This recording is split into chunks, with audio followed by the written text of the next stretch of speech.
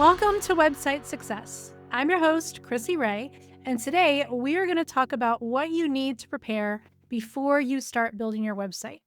And before I get into that, I want to apologize for taking a little break there. I had a vacation planned, went to Disney World, and then when I got back, there was the craziness of the holidays. So the last month or so has been a little bit hectic.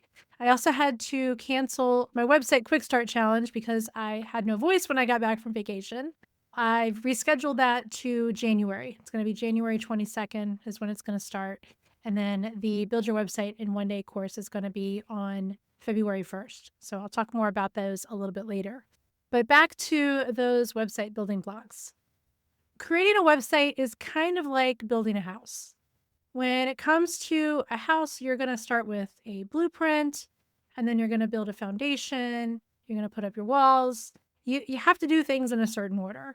And a website is very much like that. You could start building it in any order that you want, but in order to build a good website, you do need to do things in a certain order. I recently had a client come to me totally frustrated because she had spent 3 weeks trying to build our website. And she would start building it, and then she would delete everything. And then she would start building it again, and then she would delete everything. And the reason that she kept doing this was because she hadn't really prepared anything before she started building. She just jumped right in and started building. She was trying to make a lot of the decisions that she needed to make before she started building as she was doing it. It's kind of like building the plane as you're flying it. You're probably not going to do that, or at least you shouldn't do that. You want to come up with a plan before you start actually building anything. So I'm going to walk you through the 4 what I would consider essential building blocks that you need before you start building your website. And you can sort of think of these as the foundation of your website. So things that you need to get ready before the actual building is going to happen. It's going to make the building a lot easier. Building block number 1 is going to be a clear strategy. And this actually covers a lot. You can kind of think of this like your blueprint for building your house, which is why I have a website success blueprint that you can find in the resources at websitesuccessacademy.com. And if you don't want to download my blueprint, you can just answer a few questions. I want you to start by asking yourself, what do you want people to do when they visit your website?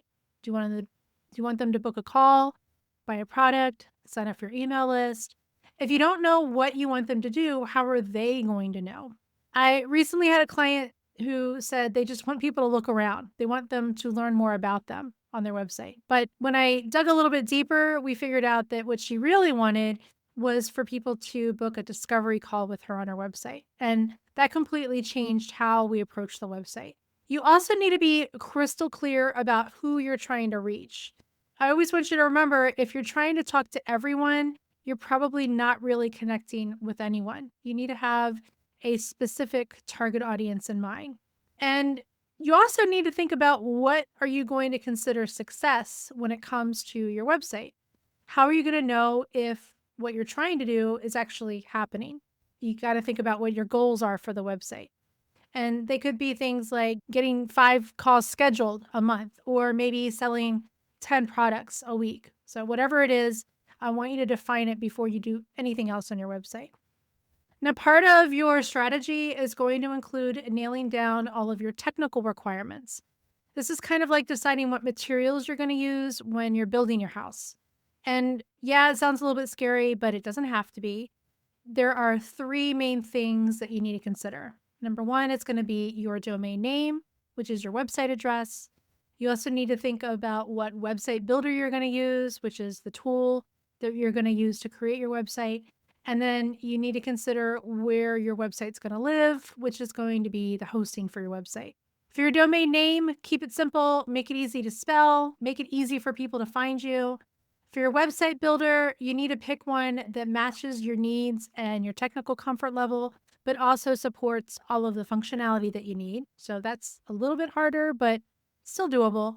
I usually recommend WordPress for most of my clients, but there are other good options that are out there depending on your specific situation. Now, for hosting, some of that is going to depend on which builder you choose.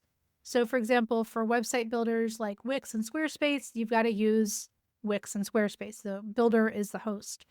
But if you're using a builder like WordPress, you do have a lot more choices. You need to find a reliable company with excellent support. And if you need any help with that, I have a mini course on choosing a WordPress hosting provider on the Website Success Academy website. Building block number 2 of these essential building blocks is going to be your content. And this one is probably the most time consuming part of the preparation process, but it's also one of the most important parts. You need your written content, and I don't just mean a few sentences about your business. You need to have some compelling copy that speaks directly to your target audience, which is why you need to figure out who your target audience is with building block number 1. You also need good images. And notice I said good images and not perfect images. They do need to be clear and professional looking, but they don't necessarily need to be worthy of a magazine cover. And please don't get stuck on thinking you need to hire a professional photographer before you can launch your website. You don't. Yes, professional photos are great. They're going to be the best, but you can absolutely start with good quality DIY photos on your smartphone. If you've got an Android or an iPhone, you can use that to take some really nice looking pictures. You can look on YouTube, but there's lots of tutorials on how to do that. Building block number 3 is going to be your design elements. And this is going to include things like your color palette, your fonts, your basic layout for your website. Remember what I said in previous episodes about planning your website and building your website? Don't get stuck in that perfectionism loop. You need to make some decisions before you start building, but do remember that they are not set in stone forever. When you're thinking about your design elements, I do recommend choosing 2 to 3 colors, 2 to 3 fonts. More than those tend to make your website look a little cluttered and unprofessional. And for layout, look at other websites in your industry. What do you like? What don't you like? What is your target audience going to like?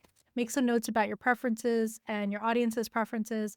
And one thing I do want you to keep in mind about your website layout is that less is usually going to be more. I have a recent episode where I talked with Eve Simon. She covered this in a lot of detail, but go back and listen to that episode. You want to make good use of white space. Don't try to cram everything in there at once. Sort of break it up into bite-sized chunks.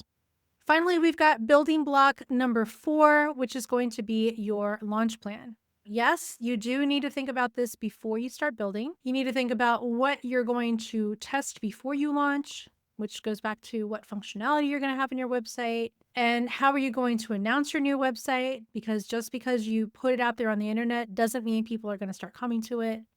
I also want you to think about things like what maintenance tasks you're going to need to handle after you launch. What are some additional features that you're going to add to your website in the future?